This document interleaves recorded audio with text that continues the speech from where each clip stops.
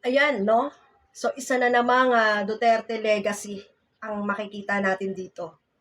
Diyan pala sa Iloilo ay talagang grabe ang nasayang na pera dyan. Biruin nyo, 70 million. Mahigit kalahating bilyon, bilyon na proyekto, project, sa panahon ni Duterte. Tapos sasabihin ngayon ng mga DDS supporters na maganda ang ginawa ng Duterte. Yan yung sinasabi niya eh. Alam na nga niya na nangungurakot ang mga sangay na to ng pamahalaan, lalong-lalo na yung DPWH. Bakit hindi niya ito pinaimbestigahan? At ngayon ay nakakahiya tuloy na unti-unti nga na nabubuksan, unti-unti nga nakikita ng administrasyong PBBM ang kanilang ginawa sa panahon nila. Kitang-kita natin ngayon kung paano nila ginawa ang mga proyekto na walang pakinabang. Hindi matibay, hindi mapapakinabangan, nakakatakot, lalong-lalo pag dinaanan ito. Ito po ay sa Iloilo. Isa po itong tulay sa Iloilo na pinondohan ng 700 million at ngayon hindi po magamit dahil ito po ay nagka-crack. Sa tingin ng mga eksperto ay ito po ay hindi matibay. So hindi nila ito dinadaanan. So pakinggan po natin kung ano yung balita na to. Halos 8 buwan nang nakatiwangwang itong Ungka flyover sa Iloilo City. Sa unang tingin, parang wala namang problema. Pero hindi yan pinadaraanan sa mga sasakyan dahil palpak daw ang pagkakagawa.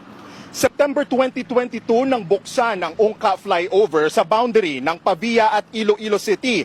Halos 700 million pesos ang pondong inilaan sa proyekto na layong mapabilis ang trapiko mula Iloilo International Airport. Pero wala pa man 2 linggo nang buksan ang Ungka flyover, muling isinara ang istruktura. Napansin kasing nagkaroon ng vertical displacement o lumulubog ang ilang bahagi ng flyover. Ibig sabihin, may problema sa pundasyon nito. Biruin mo yun?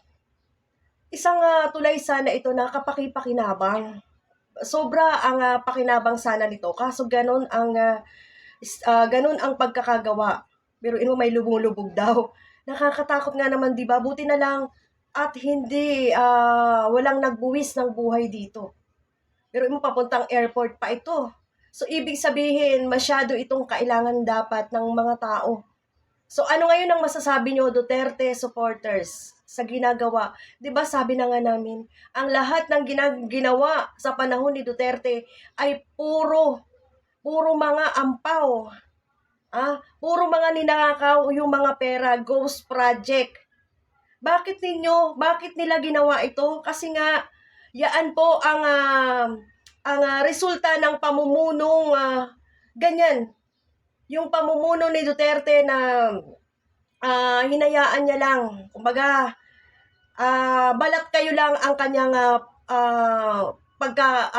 pagkakaroon ng kamay na bakal. Balat kayo lang yun sa kanya. Hindi po totoo na matapang siya.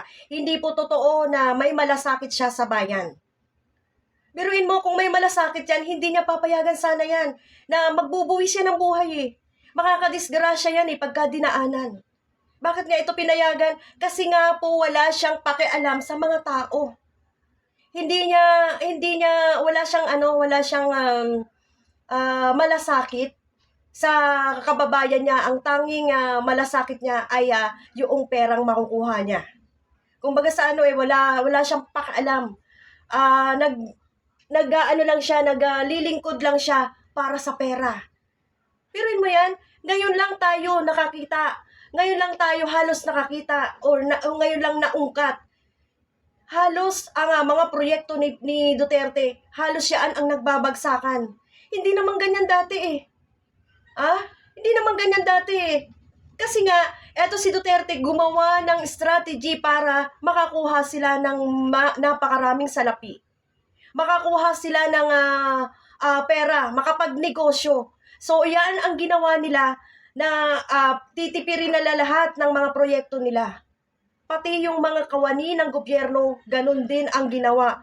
Siyempre, kumbaga sa like father, like son, kung ano yung ginawa ng tatay, ganun din ang gagawin ng mga anak. Hindi lang yun. Tinuruan pa yan eh. Kasi kung matino tayong mga anak, ang ginagawa ng ating tatay ay mali, ha?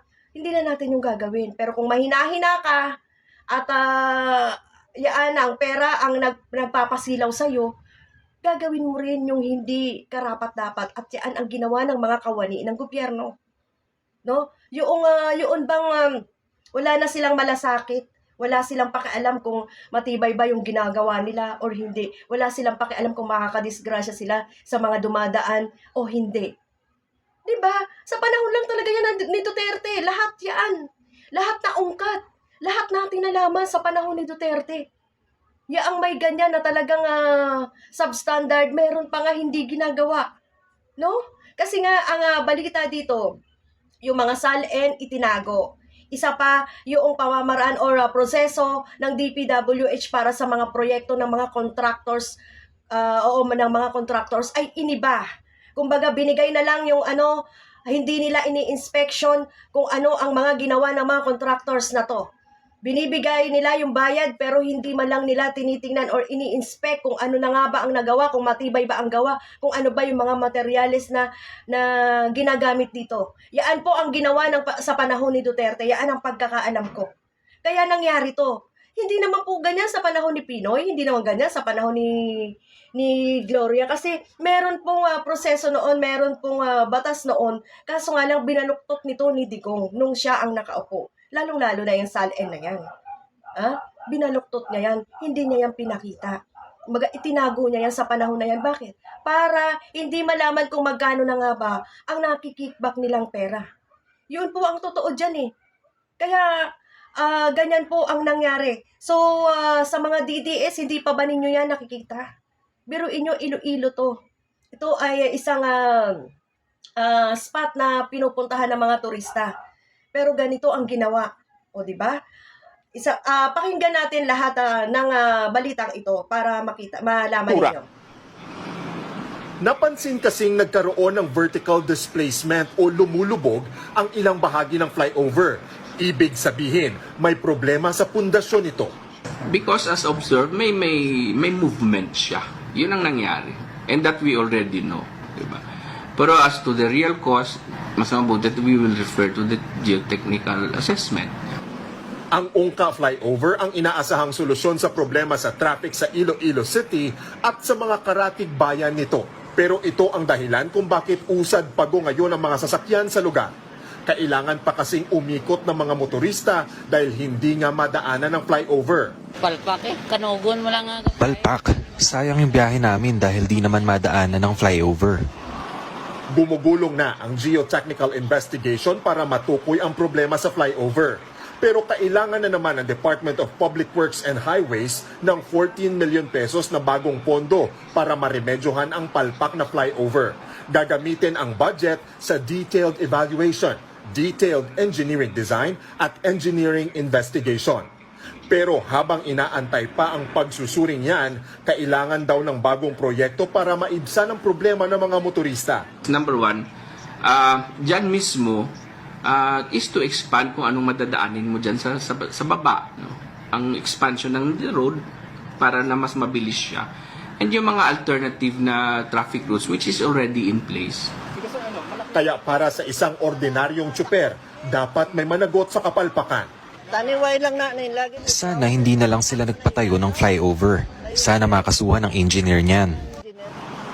Sa May 15, ilalabas ng DPWH ang report kaugnay sa estado ng Ungka flyover at kung paano ito re-remedyohan. So yun isa pala itong flyover. Yan.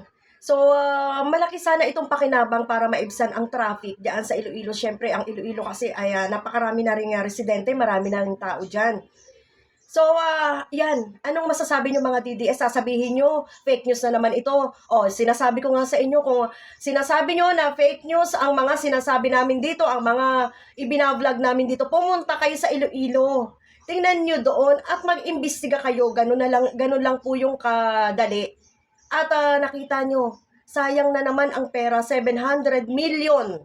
Ngayon, kakailanganin na naman ang 14 million para ayusin talaga ito.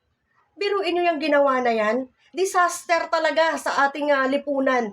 Disaster talaga sa ating bansa ang ginawa ni Digong. Hindi pa ba kayo? Diyan pa ba kayo? Papanig? Diyan pa ba kayo? Bibilib? Bilib pa ba kayo sa ganyan? Na pamumuno? Ha? Sa panahon niya lang yan. Tandaan nyo yan, sa panahon niya lang yan. Biruin mo, ganito kami kagigil kasi sa panahon niya lang nangyari na ang mga proyekto ay nakakatakot daanan. Sinasabi ko nga sa inyo nakakatakot daanan. Yung sa Subic na lang na may namatay doon na dumaan doon sa tulay.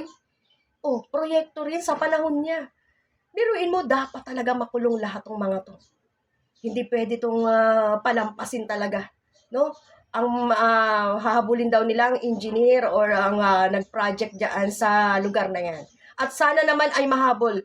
Kasi nga, etong Iloilo na to, matagal ko na rin tong naririnig. So, another legacy ng mga Duterte. Yan. Sara Duterte, isa rin magnanakaw.